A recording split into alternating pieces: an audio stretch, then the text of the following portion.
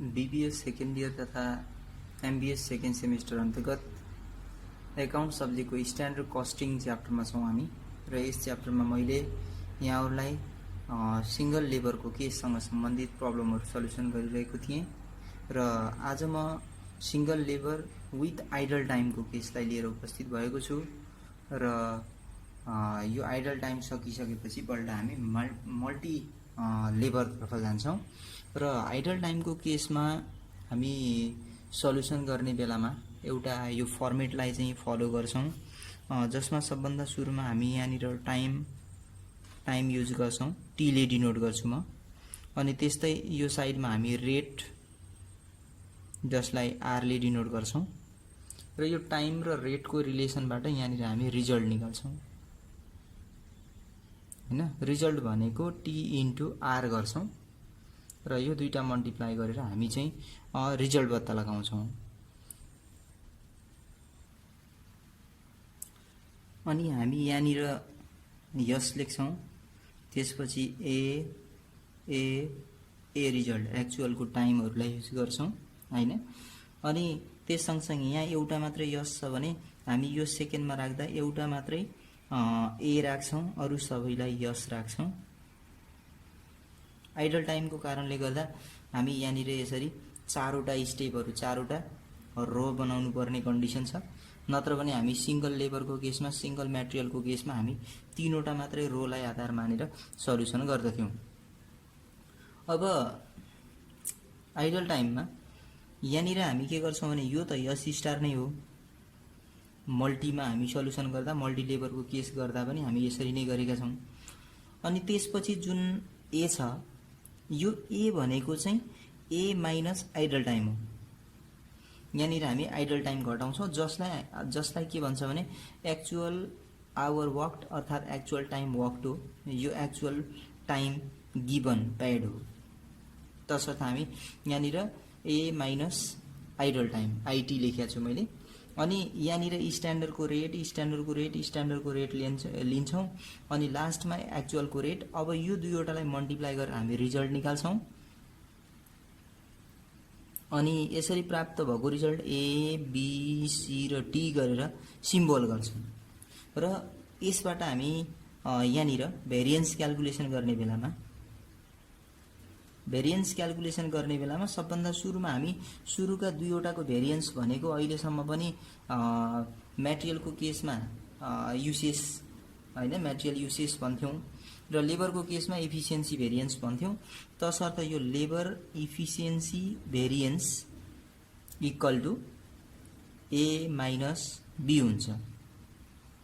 अनि त्यसपछि फेरि लेबर रेट भेरिएन्स भन्यो भने फेरि हामी यो सेकेन्ड लास्ट र लास्टको डिफरेन्सलाई जनाउँछौँ हैन। सेकेन्ड लास्ट र लास्टको डिफरेन्सलाई लेबर रेट भेरिएन्स भन्छौँ। तसर्थ यहाँनिर मैले लेबर रेट भेरिएन्स भनेको सी माइनस डी गरेँ, लास्ट र यो दुईटाको डिफरेन्स। अब यो दुईटाको डिफरेन्स के रहेछ भन्दा लेबर इफिसियन्सी भेरिएन्स, अनि यो भनेको लेबर रेट भेरिएन्स भयो। अब हाम्रो रह्यो बी र सी, यो दुईवटा भेरिएन्सलाई छुट्याउने यो बी र सी को डिफरेन्स, यसलाई हामी आइडल टाइम भेरिएन्स भन्छौँ। यहाँनिर मैले labour idle time variance equal to B minus C गर्छौँ। बी माइनस सी रिजल्ट जे आउँछ, पोजिटिभमा आयो भने फेभरेबल र नेगेटिभमा आयो भने अनफेभरेबल भनेर हामी आइडल टाइम भेरिएन्स निकाल्छौँ।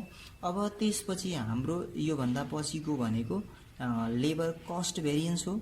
लेबर कस्ट भेरिएन्स भन्ने बित्तिकै हामी के बुझ्नुपर्छ भने यो सुरुको रिजल्ट र अन्तिमको रिजल्टको डिफरेन्स, यो दुईटाको डिफरेन्स ए माइनस डी भन्छौँ। अब यसरी चाहिँ हामी जुन सिंगल लेबरको केस छ त्यही पनि विथ आइडल टाइमको केस सल्युसन गर्न सक्छौँ। अब यही फर्मेटलाई आधार मानेर, यही स्ट्रक्चरलाई आधार मानेर मैले यहाँहरू समक्ष एउटा चाहिँ इक्जाम्पल पनि प्रस्तुत गर्नेछु। सिंगल लेबर विथ आइडल टाइमको केस एउटा इक्जाम्पल म यहाँहरूलाई प्रस्तुत गर्ने भनेको छु र स्ट्यान्डर्ड आउटपुट भनेर यसमा दिएको छ, जस्तो मैले यहाँनिर स्ट्यान्डर्ड आउटपुटलाई यस ओले डिनोट गरेँ। स्ट्यान्डर्ड आउटपुट भनेर 1000 गिभन छ। अनि त्यसै गरेर डाइरेक्ट लेबर आवर भनेर दिएको छ। डाइरेक्ट लेबर आवर यो स्ट्यान्डर्डको इन्फर्मेसन दिएको छ। यो स्ट्यान्डर्डतर्फ डाइरेक्ट लेबर आवर भनेर दिएको हुनाले यो स्ट्यान्डर्ड टाइम भयो। हामीलाई 10,000 आवर्स गिभन छ। अनि त्यस्तै डाइरेक्ट लेबर कस्ट भनेको छ। डाइरेक्ट लेबर कस्ट दिएको छ भने त्यो कस्ट हामीलाई चाहिने होइन। हामीले त के निकाल्नु पर्ने हो भने वेज रेट निकाल्नु पर्ने हो। तसर्थ स्ट्यान्डर्ड रेट निकाल्नका लागि जस्तो हामीलाई स्ट्यान्डर्ड तर्फको डाइरेक्ट लेबर कस्ट भनेर 10 लाख गिभन छ। यो 10 लाखलाई यो 10 लाख कस्ट लागेको भनेको यो 10,000 आवर्सको लागि हो। तसर्थ 10,000 ले डिभाइड गरेर हामी रेट निकाल्छौँ। 10,000 ले डिभाइड गरेर रेट निकाल्दा 100 आउँछ। यो 100 लेबर आवर आयो। अनि यो त हामीलाई स्ट्यान्डर्ड तर्फ दिएको इन्फर्मेसन भयो। त्यसै गरेर एक्चुअल तर्फ के छ भने एक्चुअल आउटपुट पनि गिभन छ। मैले यहाँ एक्चुअल आउटपुटलाई एओ ले डिनोट गरेँ। यो एक्चुअल आउटपुट हामीलाई 800 मात्रै दिएको छ। अनि एक्चुअल आवर पेड भन्छ। एक्चुअल आवर पेड भनेको एक्चुअल टाइम हो। एक्चुअल टाइम भनेको 8500 गिभन छ आवर्स। अनि सँगसँगै आइडल टाइम पनि गिभन छ। आइडल टाइम भनेको 200 आवर्स गिभन छ। त्यस्तै वेज रेट भनेको एक्चुअल तर्फको रेट हो। एक्चुअलको रेट भनेको ₹105 पर आवर गिभन छ। यो इन्फर्मेसनको आधारमा हामी सबभन्दा सुरुमा त के गर्नुपर्छ भने यस स्टार पनि क्याल्कुलेसन गर्छौँ। अनि यस स्टार क्याल्कुलेसन गरेर बल्ल हामी यो टेबलमा चाहिँ भ्यालुहरू राख्छौँ। तसर्थ मैले यहाँनिर टाइम लेखेँ। टाइमलाई टी ले इन्डिकेट गर्छौँ। त्यस्तै रेट यो वेज रेट हो, आर ले डिनोट गर्यौँ। र यहाँनिर चाहिँ रिजल्ट जसलाई टी इन्टु आर दुईवटाको मल्टिप्लाई गरेर हामी ए बी सी र डी गरेर के गर्छौँ त भन्दा रिजल्टहरू निकाल्छौँ। अघि भर्खर हामी स्टेटमेन्टको कुरा गरेका थियौँ। यो सबभन्दा सुरुमा हाम्रो यस स्टार अनि ए रेटमा फेरि अब सबै यस एउटा मात्रै ए को कुरा आउँछ। अघि हामीसँग एउटा मात्रै यस थियो भने अब एउटा मात्रै ए आउँछ हैन। र हामी यहाँनिर आइडल टाइमलाई लेस पनि गर्ने भनेका छौँ। तसर्थ सबभन्दा सुरुमा यस स्टार निकाल्यौँ भने त्यसैलाई हामी यो टेबलमा चाहिँ क्याल्कुलेसन गरेर रिजल्ट निकाल्ने हौँ। तसर्थ मैले यहाँनिर टेबलभन्दा तल यस स्टार निकाल्छु। यस स्टार क्याल्कुलेसन गर्ने तरिका र फर्मुला भने सेम नै हो हैन। Standard time upon standard output into actual output गरेर हामी चाहिँ यस स्टार निकाल्छौँ। स्ट्यान्डर्ड टाइम भनेको 10,000 गिभन छ। 10,000 आवर्स स्ट्यान्डर्ड टाइम भनेको लेखेका छौँ। डिभाइड बाई स्ट्यान्डर्ड आउटपुट भनेको 1000 छ इन्टु 800 हामीलाई एक्चुअल आउटपुट दिएको छ। त्यो एक्चुअल आउटपुटको ठाउँमा 800 राख्यौँ। यसरी क्याल्कुलेसन गर्दा हाम्रो यो 1000 ले यो 1000 काटियो भनेपछि 8000 बच्छ हैन। यो 8000 आवर्स चाहिँ हाम्रो यस स्टार आउँछ। यहाँनिर यस स्टारको ठाउँमा हामी 8000 लेख्छौँ। अब त्यसपछि एक्चुअल टाइमहरूको कुरा। एक्चुअल टाइमको कुरा हामीलाई 8500 चाहिँ गिभन छ। 8500 यहाँ पनि लेख्यौँ। तर यसमा लेख्ने बेलामा के गर्नुपर्छ भने 8500 त छँदैछ। त्यसमा हाम्रो आइडल टाइमलाई घटाउनु पर्ने हो। आइडल टाइम भनेको 200 छ। यसरी हामी यो घटाउँछौँ र आएको रिजल्टलाई बल्ल हामी रेटहरूले मल्टिप्लाई गर्छौँ। यो यस भएको ठाउँमा चाहिँ स्ट्यान्डर्डको रेट 100 युज गर्छौँ हैन। आरएस 100 यहाँ पनि आरएस 100 अनि यहाँ पनि आरएस 100 को कुरा आउँछ। अनि यसमा चाहिँ एक्चुअलको रेट राख्छौँ। यो भनेको आरएस 105 हो।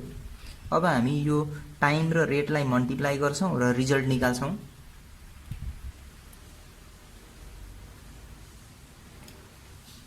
फर्स्टमा हाम्रो